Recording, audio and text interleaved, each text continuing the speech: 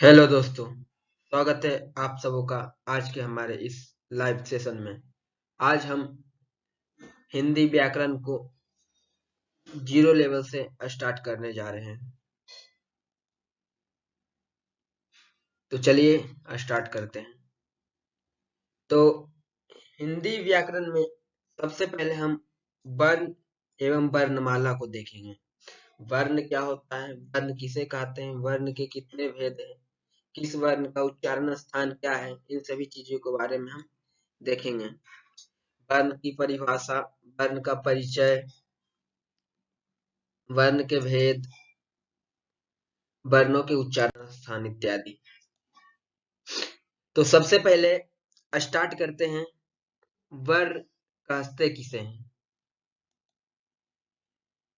वर्ण वर्ण उस मूल ध्वनि को कहते हैं जिसका पूर्ण खंड या टुकड़ा ना हो।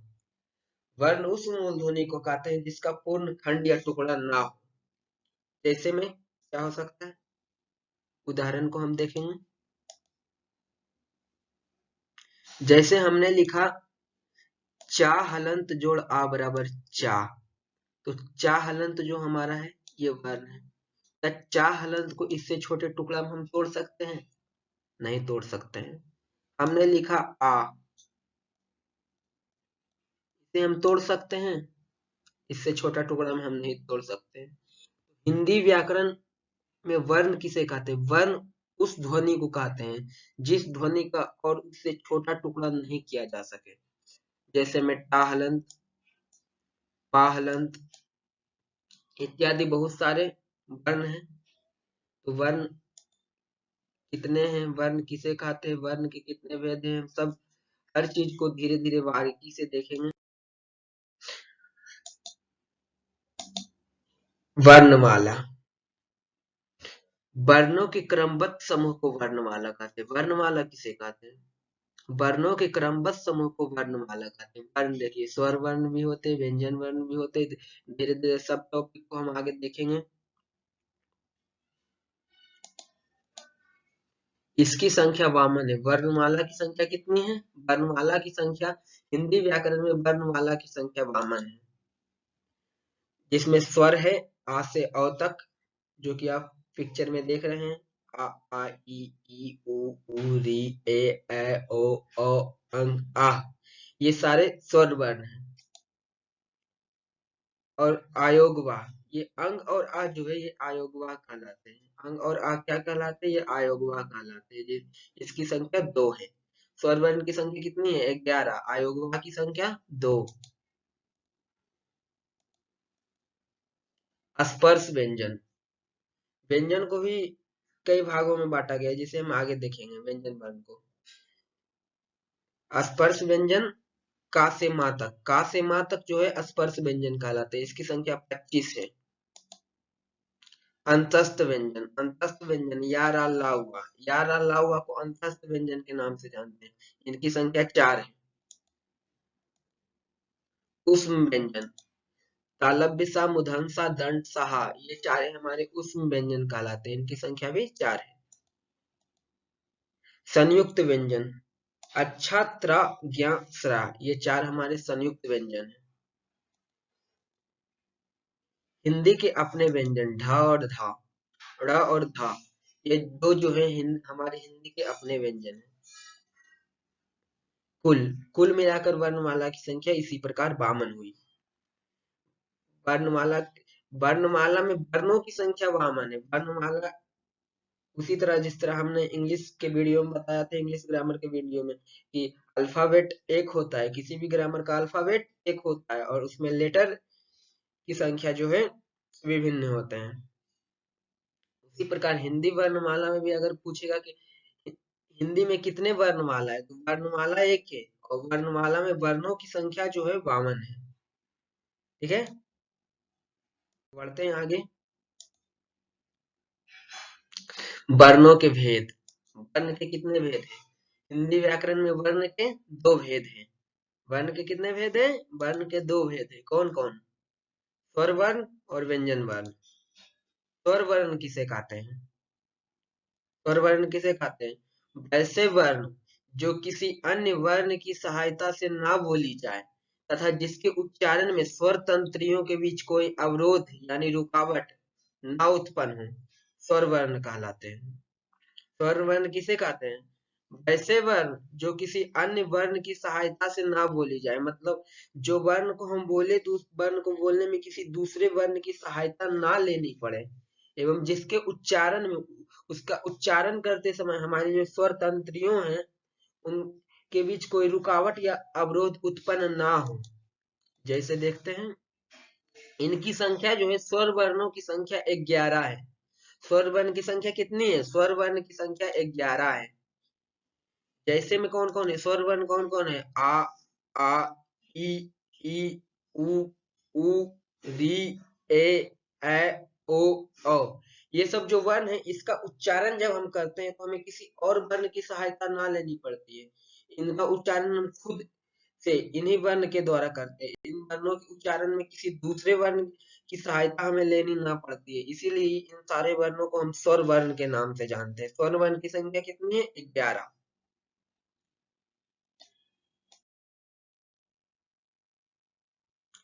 स्वर वर्ण के भेद। स्वर वर्ण के भी भेद होते हैं। स्वर वर्ण के भेद कौन कौन है, इनको हम देखेंगे। स्वर वर्ण के 3 भेद है। स्वर वर्ण के कितने भेद है? स्वर वर्ण के 3 भेद है। कौन कौन?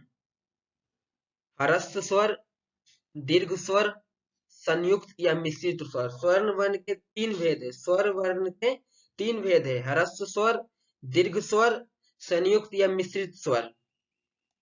इन तीनों के बारे में भी हम देखेंगे। उससे पहले हम देखते हैं मात्रा। मात्रा किसे कहते हैं? वर्णों के उच्चारण में लगे समय को मात्रा कहते हैं। किसी वर्ण का उच्चारण करने में हमें जो समय लगता है, उस समय को हम मात्रा कहते हैं। तो देखते हैं ह्रस्व स्वर किसे कहते हैं। वैसे स्वर वर्ण जिसके उच्चारण में एक मात्रा का समय लगे, ह्रस्व स्वर कहलाते हैं। वैसे स्वर वर्ण जिसके उच्चारण में एक मात्रा का समय यानी बहुत कम समय लगे, उसे हम ह्रस्व स्वर कहते हैं। उदाहरण: आ ई उ री। इनका उच्चारण करने में बहुत कम समय लगता है, यानी इनका उच्चारण करने में जो समय लगता है उसे हम कहते हैं एक मात्रा का समय। यानी एक मात्रा को बोलने में जितना समय लगता है, बस उतना ही समय इनका उच्चारण करने में लगता है, इसीलिए इसे हम ह्रस्व स्वर कहते हैं। इसके बाद है दीर्घ स्वर। दीर्घ स्वर किसे कहते हैं? वैसे स्वर्ण वर्ण जिसके उच्चारण में 2 मात्रा का समय लगे, उसे दीर्घ स्वर कहते हैं। ये कौन कौन है? ये है आ ई उ। ये जो है आ प्लस आ, जब दोनों मिल जाता है तो बनता है आ। इसका उच्चारण में हमें अधिक, जितना समय ह्रस्व स्वर के उच्चारण में लगा उससे अधिक समय लगा, यानी 2 मात्रा का समय लगा, इसीलिए इसे हम दीर्घ स्वर के नाम से जानते हैं।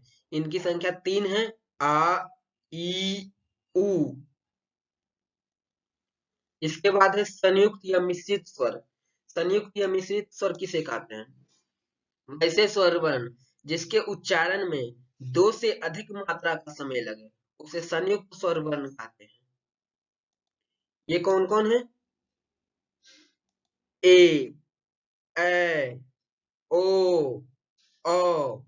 ये सभी हमारे संयुक्त स्वर हैं। इनमें 2 मात्रा से अधिक का समय लगता है। इनका उच्चारण करने में हमें बहुत अधिक समय लग जाता है, इसीलिए हम इन्हें संयुक्त स्वर के नाम से जानते हैं। अब देखेंगे व्यंजन वर्ण। व्यंजन वर्ण किसे कहते हैं? वैसे वर्ण जिनके उच्चारण में स्वर तंत्रियों के बीच अवरोध यानी रुकावट उत्पन्न हो तथा जो स्वर वर्ण की सहायता से बोली जाए, उसे व्यंजन वर्ण कहते हैं। जैसे का हलंत जोड़ आ बराबर का। जब हम का बोलते हैं तो का के साथ हमारे मुख से आ ध्वनि भी निकल जाती है, यानी जब व्यंजन वर्ण का उच्चारण करते हैं तो इनका उच्चारण करते समय हमारे मुख से स्वर वर्ण स्वतः निकल जाते हैं। इसीलिए कहा जाता है कि व्यंजन वर्ण के उच्चारण में स्वर तंत्रियों की सहायता लेनी पड़ती है, स्वर तंत्रियों के बीच अवरोध उत्पन्न होता है एवं स्वर वर्ण की सहायता से बोली जाती है। इसीलिए जो वर्ण स्वर वर्ण की सहायता से बोली जाए उसे हम व्यंजन वर्ण कहते हैं, जैसे का, टा, पा, फा, वा, मा इत्यादि।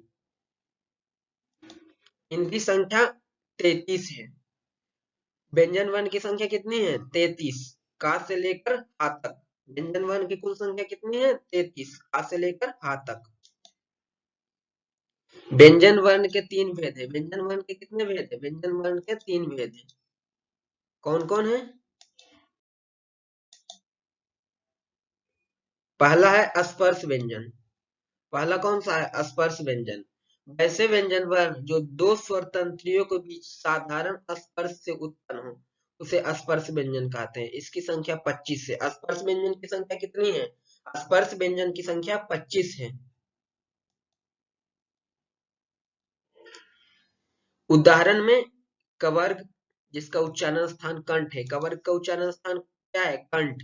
का, खा, गा, घा, मा, इन 5 वर्णों को हम उच्चारण करते समय हमारी ध्वनि जो है कंठ से निकलती है, इसीलिए कवर्ग का उच्चारण स्थान कंठ को माना जाता है। इसके बाद चवर्ग आता है। चा, छा, जा, झा, इया।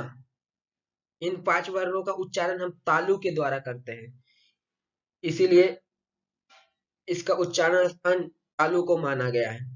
चवर्ग की संख्या भी 5 है। इसके बाद टवर्ग है, जिसका उच्चारण स्थान मूर्धा है। टा, ठा, डा, ढा, ना। इन 5 वर्णों का उच्चारण हम मूर्धा के द्वारा करते हैं, इसलिए इसे टवर्ग यानी इसका उच्चारण स्थान मूर्धा को माना गया है।